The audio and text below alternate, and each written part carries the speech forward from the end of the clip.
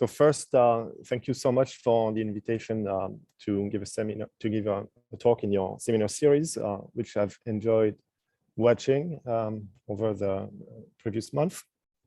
And so today I'm going to discuss the hydrothermal activation of granite friction with multiple healing mechanisms. What various seismogeodetic observations and also laboratory data has revealed in the last few decades is a wide range of style of ruptures and also rupture sequences, going from creep waves and afterslip, which are completely aseismic, to slow slip events and tremors, which are highly coupled, slow and fast ruptures, but also different types of earthquakes, with propagation modes going from crack-like to pulse-like ruptures with possibly super shear in some cases, and also very complex recurrence patterns, including highly clustered event and seismic swarms. So what is still needed to explain these observations is a constitutive law for fault friction that can connect laboratory observations and nature, and that can allow us to predict the slip mode of faults.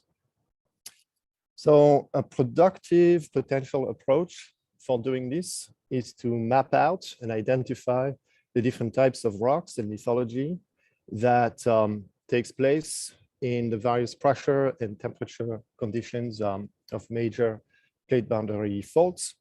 At subduction zones, relevant physical environment to describe is the pressure and temperature and fluid content that control the degree of metamorphism. So the different metamorphic phases of subduction rocks can then be studied in the laboratory to identify their frictional properties, and that in turn can allow us to extrapolate what kind of rupture dynamics they would follow in their natural setting. However, there are many remaining unknowns, in particular about the mineral composition of the seismogenic zone at subduction zones and of the shallow accretionary prism.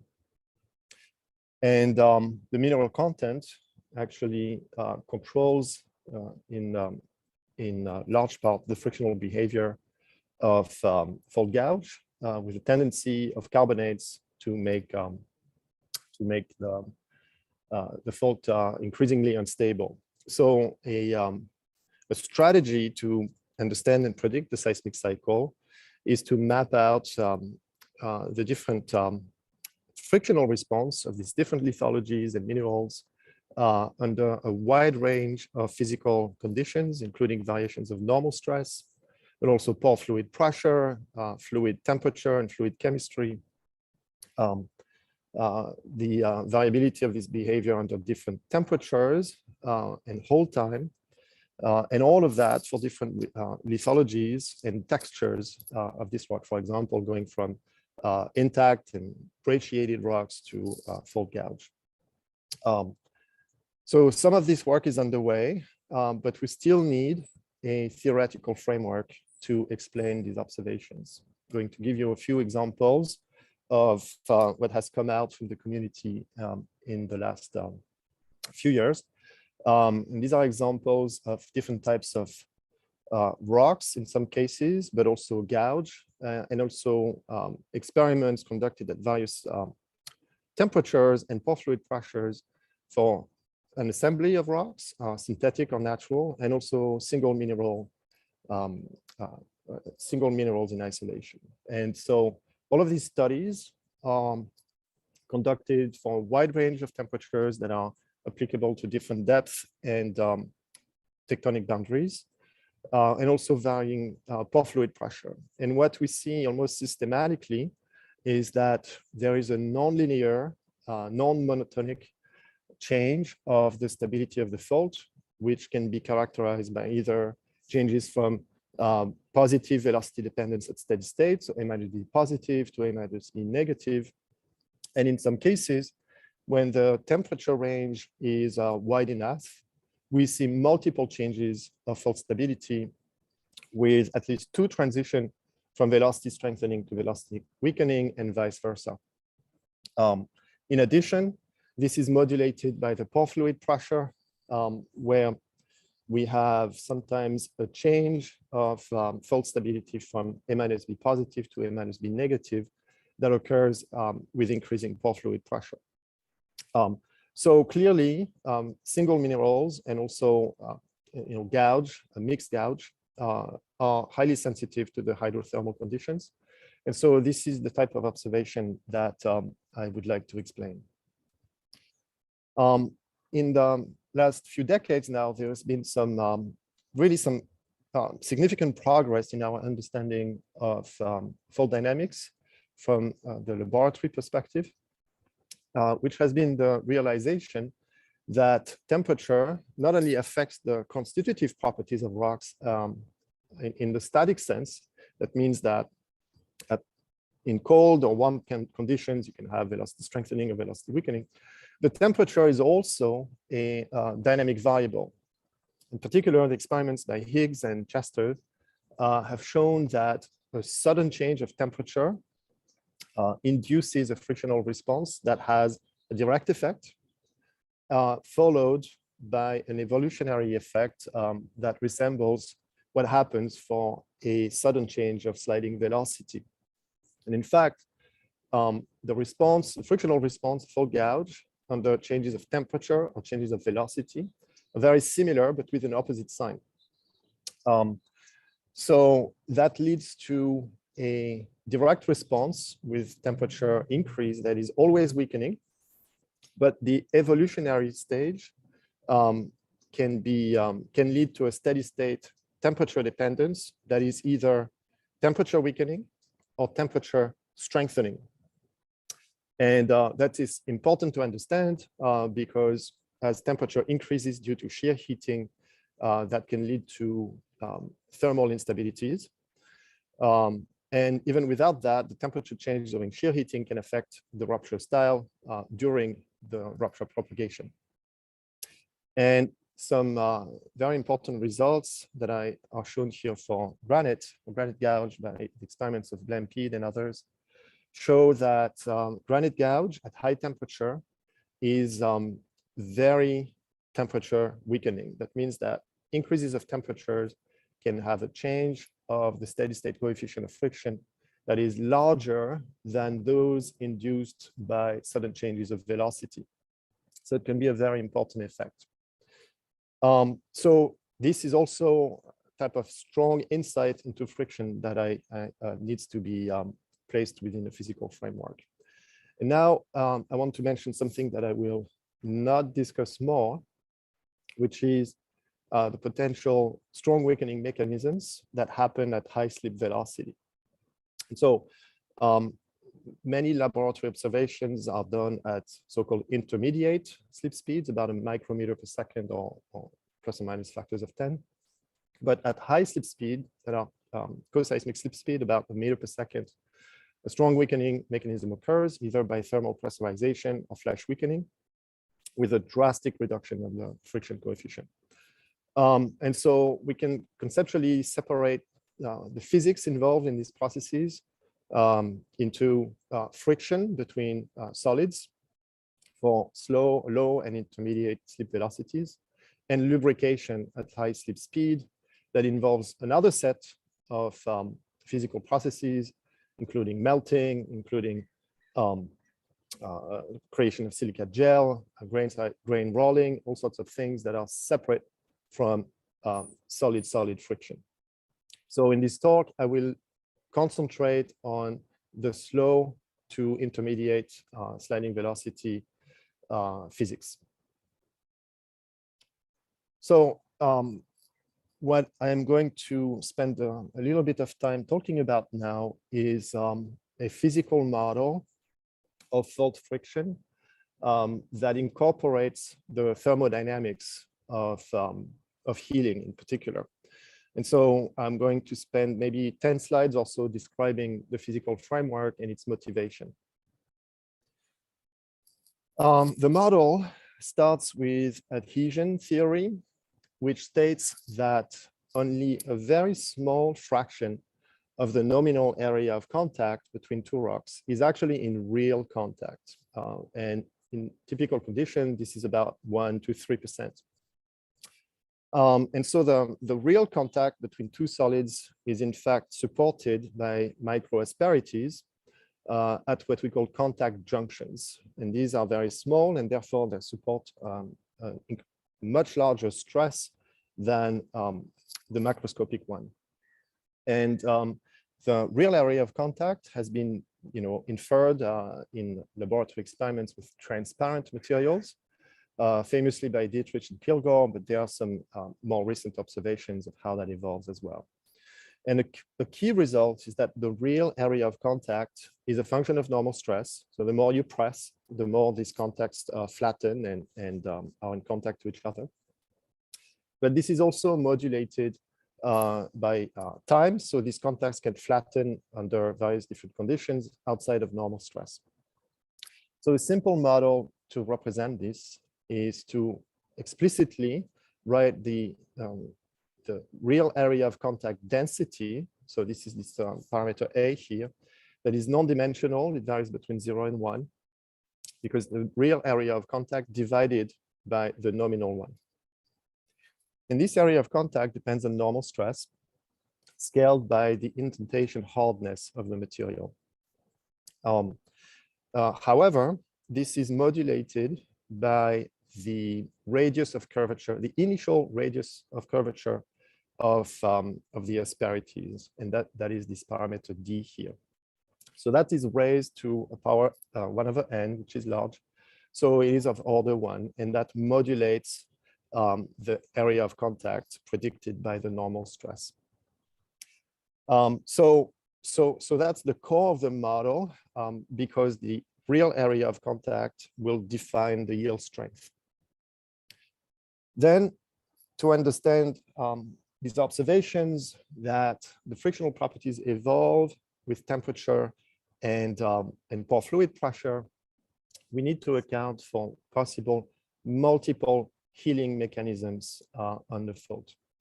And so the weakening of the contact during sliding occurs by erosion of these asperities. And as they are being eroded, the area of contact is decreased, and that weakens macroscopically the fault interface. Healing and strengthening occurs when these contacts are flattened and increase their area of contact. And that can happen by a large number of mechanisms. This can happen by viscoelastic collapse due to grain growth, grain boundary sliding, and dislocation creep. And all of these can be described by various different physics in the details. This can happen by lattice diffusion due to the effect of surface tension at the surface of the microasperities. The change of shape of the contact junctions can happen by the diffusion of chemical species and defects, internal defects. And perhaps very importantly, this can happen by solution transfer when mediated by fluids, where the dissolution of chemical elements is diffused away and precipitated on the surface of contact junctions, increasing their area. So these are all mechanisms that affect the shape of the contact and can increase the real area of contact. But in addition to that, we can have a change of the contact strength without a change of area. And that can happen by simply chemical bonding. So there's a wide range of different mechanisms that can re-strengthen a fault. And the key aspect of the model is to try to capture at least some of them. So to do so, we need to allow for n being more than 1, competing healing mechanisms that participate to the healing of the fault. And this can be done analytically in 2 different n members of evolution laws. The first one falls into the n member of the aging law. So I call it the aging law n member. And you can see that the radius of curvature of these asperities increases due to the sum of n different processes that simply flatten the contact junctions. And the weakening term with the negative side is occurs only with sliding velocity, finite sliding velocity. The other n member is multiplicative. And so the contact area increases, but it is modulated. It's always modulated by the sliding velocity. So it does not allow healing at truly stationary contact. And so these are the two different n members that we're going to explore to build a physical model of the rate, state, and temperature dependence of friction. So we still need a background framework to understand fault friction. And so another important element is the flow law that describes the velocity of sliding as a function of various environment variables. And so to do that, the fundamental assumption is that the yield strength is proportional to the real area of contact. Okay, we can write this as the yield strength sigma y is the real area of contact times the indentation hardness of the material.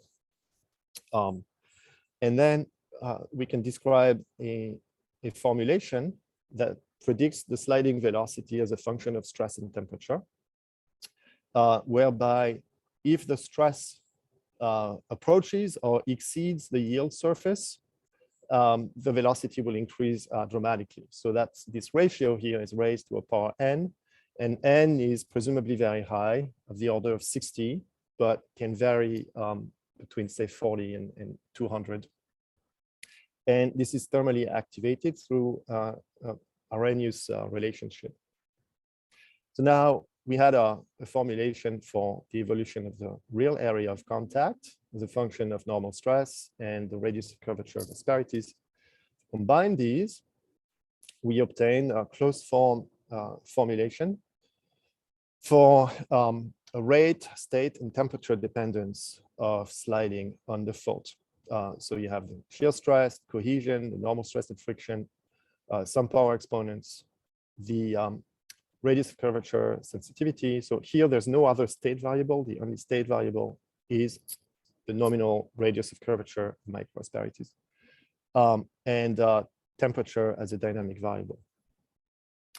So with these, with the apparent complexity of the model, in fact, is an illusion, because if instead of prescribing or predicting the velocity as a function of all the dynamic variables, we can predict the stress as a function of the remaining variables, and that's what we obtain.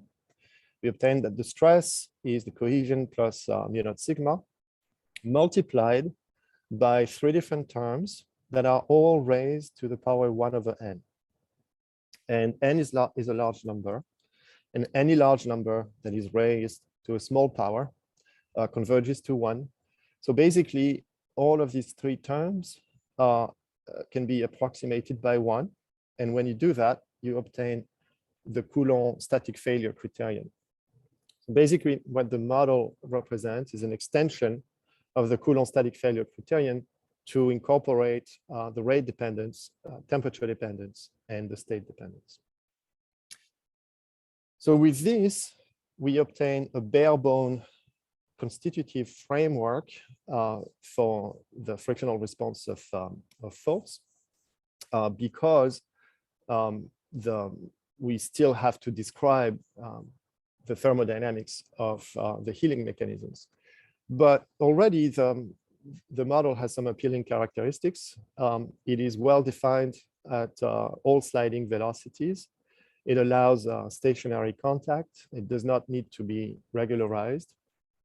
And most importantly, every single aspect of the model is potentially an observable quantity. In particular, the real area, it predicts the real area of contact, which is something that is increasingly well documented during ruptures in transparent material by the team of Feynman and others. And so there is no aspect of the model that could not be constrained by laboratory data. So the remaining unknown is to describe the thermodynamics of the healing mechanisms. And Sylvain, if you don't mind, just a quick question. It's Chris. Can you maybe point out explicitly where the kind of slip or even time dependence of the contact area is coming in? Because it doesn't. Yeah. So the evolution of the contact area is at constant normal stress will be caused by the evolution of the radius of curvature of the microasperities. So if D changes, A changes. And so D is the radius of curvature, and it is controlled by either one of these two formulations on the right, where you have the time derivative of D here. That follows a positive term and a negative term, so that allows growth and erosion of the asperities. And so that's where the contact, the time evolution comes in the constitutive model. Gotcha. Thank you. Thank you. But these equations are not fully defined right now, so we still need to define the thermal activation of these variables to close the model. Yeah. So thank you for that. So to gain some more fundamental insights into this formulation and the physics, we're going to consider a single healing mechanism at a time, and also assume an Arrhenius thermal activation for this healing mechanism. So there are multiple healing mechanisms that can re-strengthen the fault at any given moment, but we're going to assume that only one dominates the healing process. There are n different healing mechanisms, and we're going to assume that the mechanism K controls the healing process. Furthermore, we're going to assume an Arrhenius law for the thermal activation. So this is simply described as follows. The thermal activation of this healing process depends on an activation enthalpy that controls the dependence of temperature. There is only one healing mechanism at this point. So whether we consider the slip law n member or the aging law n member, we obtain the same steady state solution. And the friction at steady state then follows this formulation, where the velocity, the dependence to velocity is controlled by these parameters in red, and the thermal dependence is controlled by these parameters in blue. And because it involves the difference between various physical parameters, it allows a positive or negative dependence. So when this parameter is positive, it allows velocity strengthening, and when this parameter is negative, it allows velocity weakening. The difference of activation energies of the Dirac effect and the activation enthalpy of the healing process controls the temperature dependence at steady state, allowing temperature weakening and temperature strengthening. So basically, the thermodynamics of the healing process controls the temperature dependence at steady state, and the grain size sensitivity coefficient P controls whether you will have velocity weakening or velocity strengthening. So basically the characteristics of the healing process controls the stability of fault slip. So now we can get even more insight by considering not the radius of curvature of the asperities, but the age of flattening, the age of this contact. So in this formulation, the grains at contact junctions flatten with the p root of time. So if we take the radius of curvature and we scale it by reference growth rate, we obtain an age of this contact. So the age of contact is simply the radius of curvature raised to the p divided by a healing rate. If we substitute the radius of curvature for the age of contact, and we take the single mechanism and the slip law n member, we obtain this evolution law in closed form. And that is the evolution law proposed by Chester in 1994. And if you consider it in isothermal condition, when T equals T naught, you get the slip law of Raynaud, 1983. Okay, so that's why this is the slip law n member of these different evolution laws. If you still consider a single healing mechanism, the age of contact and the aging law n member, you obtain this formulation. And again, if you consider isothermal conditions, T equals T naught, this ends up in closed form being the aging law proposed by Raynaud in 83. In both cases, this formulation provides a closed form solution for the characteristic weakening distance as a function of physical observables of the fault. And that scales with the thickness of the gouge layer or the wavelength of the bare contact, scaled by the grain size sensitivity exponent for healing and the characteristic strain.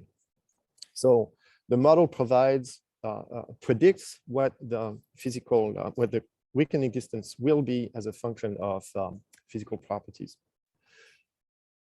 And finally, to gain even further insight into to the physical model, we can consider the age of contact that led us to these different n members of evolution laws into the friction law itself, not the evolution law.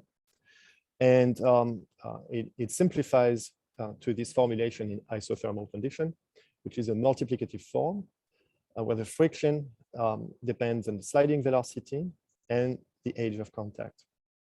This is a power law formulation. So, x to the power y, you can write exponential of y log of x. And then you can take the Taylor series expansion of the exponential. And when you do that, you obtain the additive form of rate and state dependent friction with additive terms that are logarithmic. And that provides now insight into what these parameters are in view of the model. And it provides by identification, the A parameter for the direct effect is simply mu naught over n, plus some small terms that are smaller than the log of V. And B is a function of A and is modulated by the healing mechanism properties. So the A parameter is not affected by the healing parameters. There's no parameter there that depends on the healing process. However, B is. And so if the properties of the healing process change, particularly the exponent P, then B changes, and therefore A minus B changes, and that can give rise to transition from velocity strengthening to velocity weakening. And if N is a material property, well, this formulation implies a correlation between mu naught and A, which is in fact observed in many different experiments conducted and gathered by Matikari in various papers. So that explains some independent observations.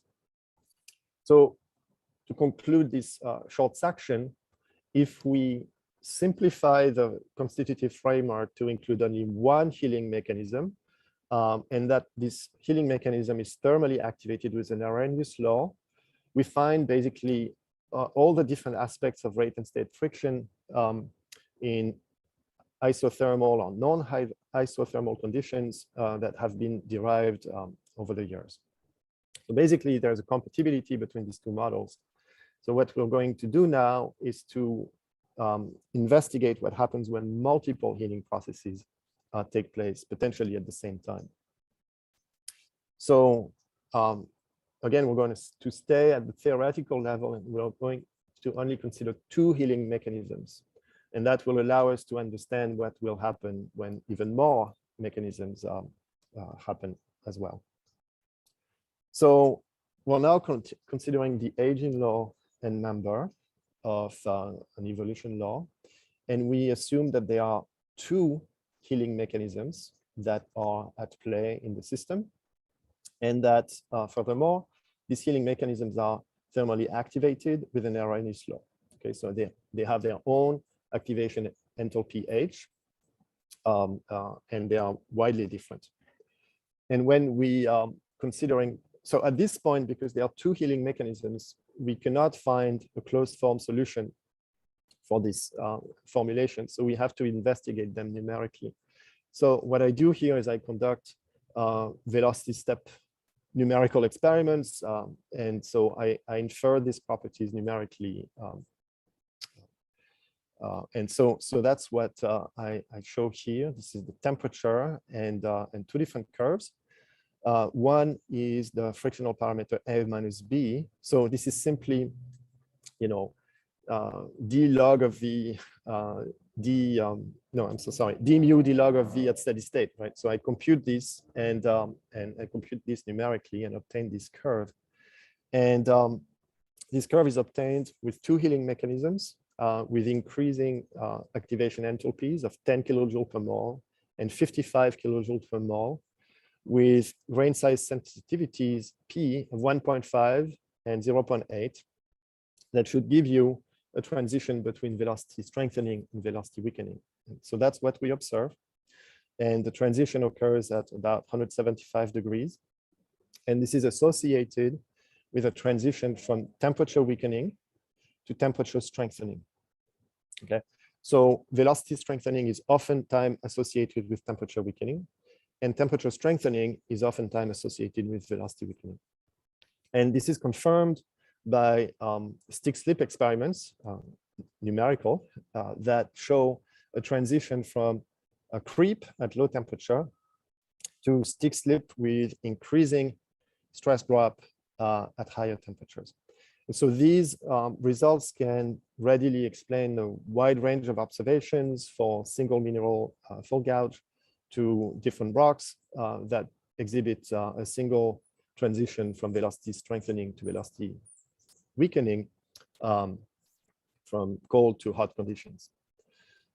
And so the next step is to try to understand why this transition happens.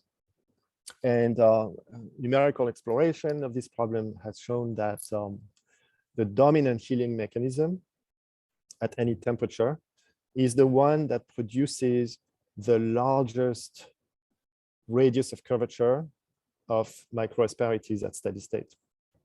And this is shown here on this diagram. The radius of curvature at steady state can be found in closed form for a single healing mechanism. This is shown by this top equation here. And so we can plot that. One produces this red curve, the other one produces this blue curve.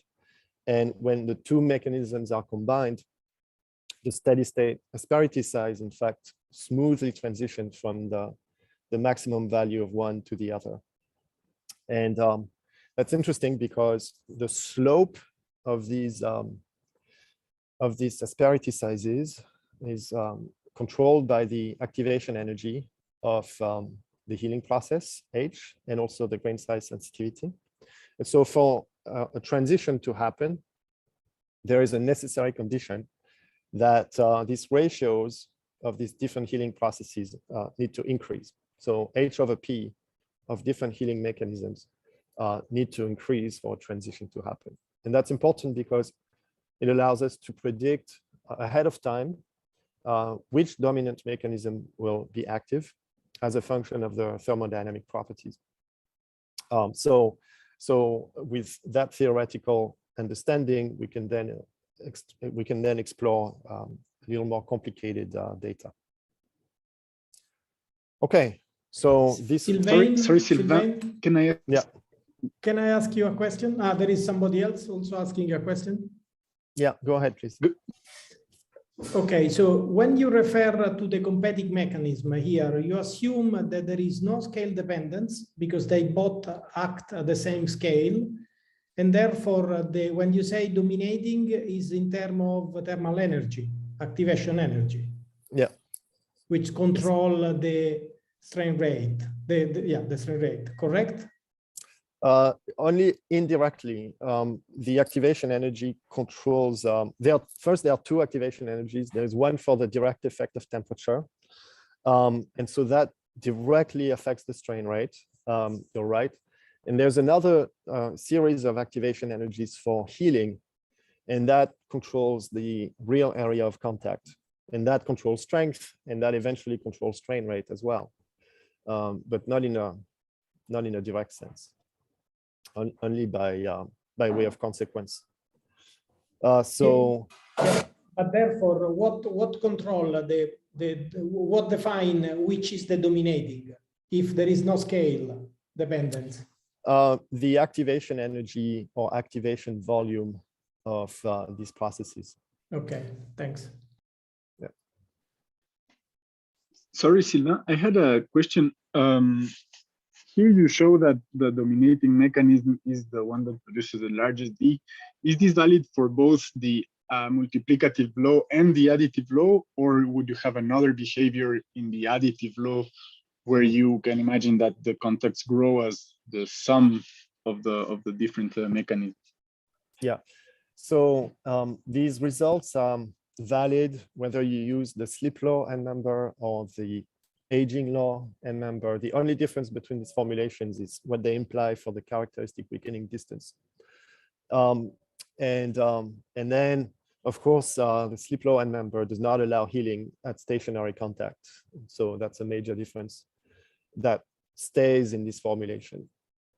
But at steady state, when there is any sliding velocity that is finite, there's no difference between these formulations, multiplicative or additive. It does not make a difference. Okay, thank you very much. Yeah. All right, so we have a physical framework to understand rate, state, and temperature dependence of friction. And we understand that multiple healing mechanisms can induce a transition of stability. And we also understand that this is caused by differences in activation energies. And so now with this kind of theoretical insight, we can tackle real data and look at, in particular, the hydrothermal activation of granite gouge friction. And so granite gouge has been studied extensively for multiple reasons. The most important one being that granite is the building block of the continental crust. And so a large number of major faults in a continental setting are controlled by the frictional properties of granite. And so there's been many different laboratory experiments on dry and wet granite gouge from different authors.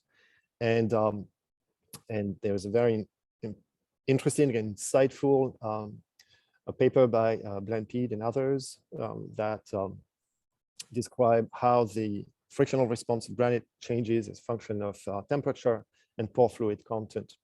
And this paper has been very influential, and this is also, in a way, how we understand the limits of the seismogenic zone in the continental crust.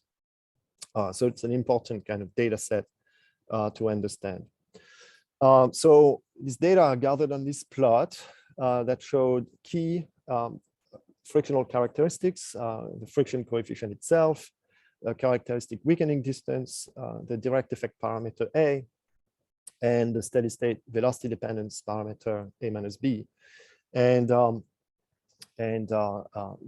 symbols are the data, and the solid lines are the predictions of the model with the elements that I provided earlier.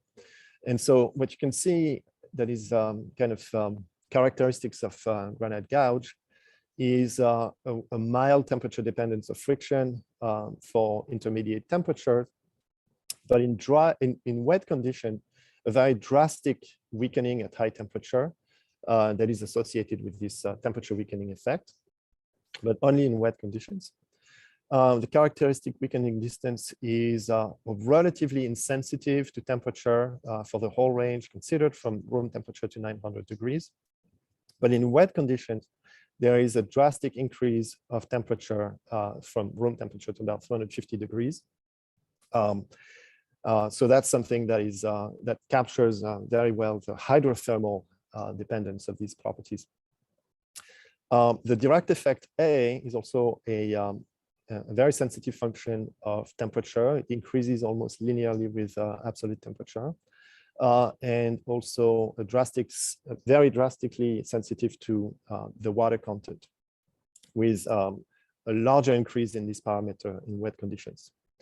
And perhaps most importantly, the velocity weakening, the steady state velocity parameter A minus B is very sensitive to the water content, exhibiting a much more significant, pronounced velocity weakening between 150 and 350 degrees in wet condition. And this is the data that has influenced us to thinking about the seismogenic zone as being this kind of wet gouge that is velocity weakening in this range of temperature. So defining the seismogenic zone as two isotherms, 150 and 350 degrees.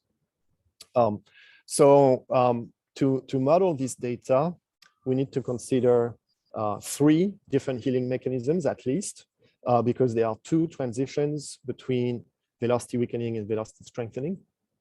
And so the idea is to use the aging law end member, but I emphasize that it makes no difference at steady state if we use one or the other, except for the characteristic weakening distance. And think of this thermal activation as being a function of temperature and pore fluid pressure. And here the assumption is that the control from the water content is directly from the partial fluid pressure, which is the ratio of pore fluid to the macroscopic normal stress. So we can predict the steady state grain size from these different healing mechanisms. And so their properties would control the frictional response at different ranges of temperatures, but also think about how these microasperities will flatten under different water content, would basically modulate where these transitions occur. And so that allows us to control both the temperature and water content dependence of the frictional response. So we start with, so I'm going to review these results and explain how they are obtained. And we start with the simplest parameter, which is this direct effect velocity parameter. And for a single healing mechanism, we've seen that this velocity dependence is simply mu naught over n. So there's really nothing there's nothing complicated to do. We can just choose an evolution for n, and that explains A. And so what we find is that these A parameters are a linear function of absolute temperature, and the coefficient, the slope of this dependence is a function of the water content. So this can be captured with the data themselves can be explained with a dry power exponent of 150 and a wet water exponent of just 40. And a temperature dependence that's simply a reciprocal of A. And so to capture the hydrothermal activation, we make the power exponent function of temperature and of partial pore fluid content. So that fits this data, and you can see a change of 10% of n is still within the range of observations. And this formulation allows us to build a continuous map of the direct effect parameter as a function of temperature and pore pressure ratio. This Sylvain? formulation, yeah. Sorry, I wish to ask you another question. Why do you consider multiple healing mechanisms and not a weakening mechanism as well? Do you consider the weakening as an induced effect of the healing because of the micromechanical models, or there is a specific physical reason? So first, there are many healing mechanisms that we can readily identify in the laboratory, right? Particularly if we consider the dry ones and the wet ones, right? So solution transfer will occur in a wet condition, and other physical mechanism will happen in dry condition, presumably viscoelastic processes. So it's easy and in the lab to think about different healing mechanisms, and as I've shown, they have a strong influence on the frictional response. But you are correct that we can also consider multiple healing mechanisms. Multiple weakening mechanisms. They are simply a little more complicated to incorporate in the physical model. That should be done, but maybe at a next step. The goal here is to explore what we can readily obtain with different healing mechanisms. And if multiple weakening mechanisms are needed, well, let's see where this model breaks, and then we can try to bring something else next. Yeah, thank you. Sorry, but I was trying to follow you, and yeah, but you're right. My way. It's very insightful. So thank you for that. Thank you. And so this formulation to explain the direct effect is compatible with the insight from Nakatani 2001 that described rate and state friction as atomic scale rate limited process. If we notice that the temperature dependence of this power exponent is in fact can be cast as an activation, as a thermal activation. So it's either the activation energy per unit mole of particles divided by RT, or an activation volume of a single particle divided by KBT, KB being the Boltzmann constant. And so what we find with this, with explaining the granite gouge data, is activation energies between 300 and 100 kilojoule per mole, corresponding to activation energies about 0.4 nanometers cube in the dry case, and 0.25 nanometers cube in the wet case. And so that basically describes the transition from perhaps intergranular processes that operate at larger scales to intragranular processes that operate at smaller scale. These quantities being of the same size of a silicon oxygen tetrahedron in the dry case, and to the distance between oxygen atoms in tectosilicates in the wet case. So to explain the temperature dependence of the parameter A for granite, basically nothing else but the theory proposed by Nakatani is really necessary. For the steady state velocity dependence of friction, now we are fully in the regime of sensitivity to different healing mechanisms. So the model is a little bit more complicated. But recall that for a single mechanism, A minus B is a function of A, and a function of the kind of grain size sensitivity of these healing mechanisms. So when the different healing mechanisms dominate at different temperatures, this sensitivity evolves, giving rise to different values of A minus B.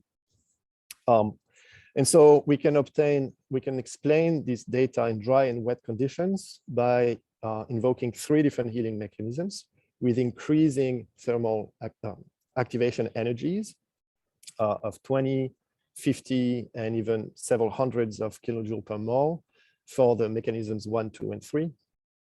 And for the hydrothermal dependence, for the dependence of water content, we can make the third healing mechanism that operates at the highest temperatures a function of the pore fluid pressure. So there's an interpolation here between dry and wet conditions. And so that can explain the weak dependence of the weak velocity dependence of friction in dry condition and the strong dependence in wet conditions. And to give you an idea, if you change the power exponent of the third healing mechanism by plus or minus 10%, it captures the variability of the kind of the boundary of the seismogenic zone at high temperature. And you can imagine that the same could happen if I change the grain size sensitivity of the first healing mechanism. And that allows us to map out the steady state velocity dependence of friction as a function of temperature and pore fluid pressure, and also to identify which healing mechanism dominates as a function of hydrothermal condition. And you can see that the healing mechanism 1 operates pretty much at the same range of temperatures, regardless of partial pore fluid pressure. But the boundary between the healing mechanism 2 and 3 is a sensitive function of the pore fluid content. And so dynamic change of pore fluid pressure, like you would have in hydraulic fracturing, for example, basically switch the dominant healing mechanism and turn the fault gouge into velocity weakening or velocity strengthening, depending on the pore fluid pressure and its temperature. So this is one of the prediction of the model. Another important aspect is the average frictional resistance of the fault gouge. And we call that in dry condition, it's pretty much insensitive to temperature. But in wet condition, you have this strong weakening that operates at high temperatures. And it's kind of an interesting case because for temperature weakening to happen at any moment, you need this condition to be met. Right? This is the difference of parameters that control temperature strengthening or temperature weakening. And so temperature weakening occurs when that term is positive. However, for all these mechanisms to dominate at increasing temperatures, their activation energy must increase. And that's somehow incompatible constraints. So the only way to satisfy all of these constraints at once is that the activation energy for the direct effect is a function of temperature itself. And so that's kind of what we learn about this, is that the activation energy of the weakening mechanism is itself a function of temperature. And it has to increase linearly with temperature. And there's not a lot of laboratory experiments that confirm that, but there is one. The experiment from Stesky of 1975 showed on granite, showed that its activation energy, in fact, increases with temperature. But his work was published before the concepts of rate and state friction was formalized, and so it's difficult to compare in more detail. And then the model can predict the transition between temperature strengthening to temperature weakening as a function of pore fluid pressure, this effect being more and more important as the pore fluid pressure increases. Okay, and finally, we can look at the evolution of the characteristic weakening distance. And so the model predicts that for a single healing mechanism, it simply scales with the thickness of the gouge layer and the grain size sensitivity power exponent. So as these healing mechanisms evolve, that does not by itself produce an enormous sensitivity to temperature, but the data show a very large increase from room temperature to 150 degrees. So to capture that, we need to make the process of contact erosion thermally activated. So contact erosion is basically the abrasion of asperities once a characteristic strain is attained. And so we need to make this characteristic strain a function of temperature. And this is done as follows.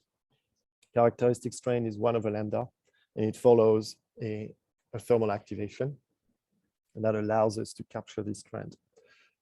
So, this is the type of insight that this data can produce, that certain aspect would be overlooked otherwise. So basically that concludes the modeling of the granite gouge data. So we have a way to produce a continuous map of all the frictional properties, A, B, L, and mu, for example, as a function of temperature and pore fluid pressure.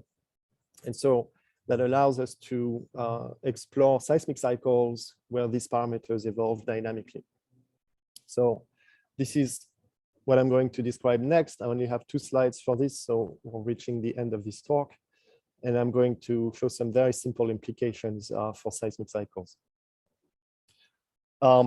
So to explore the implications for seismic cycles, I conduct very simple models of fault slip evolution for a spring slider model that obeys the constitutive law for granite gouge. So I explore the seismic cycles for different temperature and pore fluid pressures. And an example of that is shown on the right for the cases of dry granite gouge and wet granite gouge, and the top gives you the time series of velocity. So this bar corresponds to 10 decades. So basically from locked to seismic slip speed. And the bottom plots show you the slip deficit. So it's showing you basically the time series of slip itself. And what we see from these simulations at increasing temperature is a transition from creep to slow slip events to cycles of fast ruptures at increasing stress drops. And the bottom transition is smoother with a transition to slow earthquakes, slow slip events, and creep waves. So things that are extremely slow and long lasting. For the case of wet granite, the difference is a much longer recurrence times because A minus B controls the recurrence times of these events. So everything else being the same, the recurrence time will increase. And then a smoother transition to creep involving these very long creep waves that modulate the slip by just a few factors from the loading. And it is a little more visible in this slip deficit time series. So what this model implies is that we see a full spectrum of slip velocities from long-term slip rate and that fault to almost seismogenic. But I must emphasize that the peak velocity of any of these simulations, which is only a few millimeters per second. And that means that other mechanisms activated at high slip speed must be activated to allow reaching a meter per second. And so that implies different physics that need to be incorporated later. So we can build a phase diagram of the different rupture styles that occur as a function of temperature and pore fluid pressure. And for this, I simply run simulations for any of these conditions and record the peak velocity that was attained at any moment in time. And that allows me to identify the rupture style. And we can see that the seismogenic zone is confined in a narrow range of temperatures with the fastest ruptures, and that tapers with increasingly large pore fluid pressure. And the bottom of the seismogenic zone and below is a very interesting transition zone with slow earthquakes and slow slip events, creep waves, transitioning eventually to creep at high temperature. So, so basically the constitutive properties of granite imply a full spectrum of ruptures at different temperature and pore fluid pressure. So I will conclude with this. I have shown that a constitutive law for fault friction can be derived from thermodynamic principles that captures the hydrothermal activation of healing and weakening. With only two mechanisms of healing, we can capture a single transition from velocity strengthening to velocity weakening, and that can readily explain the frictional response observed in the lab from many lithologies, including single minerals and complex fault gouge. And the theoretical insight from this is that the thermodynamic properties of the healing mechanism control the steady state frictional response. So it provides a tool to explaining laboratory data that can be extrapolated to larger scales. And an important result is that for a wide range of hydrothermal conditions, we can observe that at the transition between two healing mechanisms, there is a limit cycle of creep waves and slow slip events and slow earthquakes that can spontaneously take place. So that explains the observations that the steady state dependence evolve with sliding velocity, with unstable sliding at low slip velocity, allowing nucleation, but a re-strengthening at high slip velocity that occurs when a different healing mechanism takes over the healing process. And then, of course, there are some important limitations to the model, and most importantly is that the physics of high slip speed with strong weakening mechanisms is not included yet, which is for me a direction for future work. So I will stop here and take any question you may have. Thank you. Okay, thank you very much. I'll invite everyone to unmute themselves for long enough to join me in thanking Sylvain for a fabulous talk.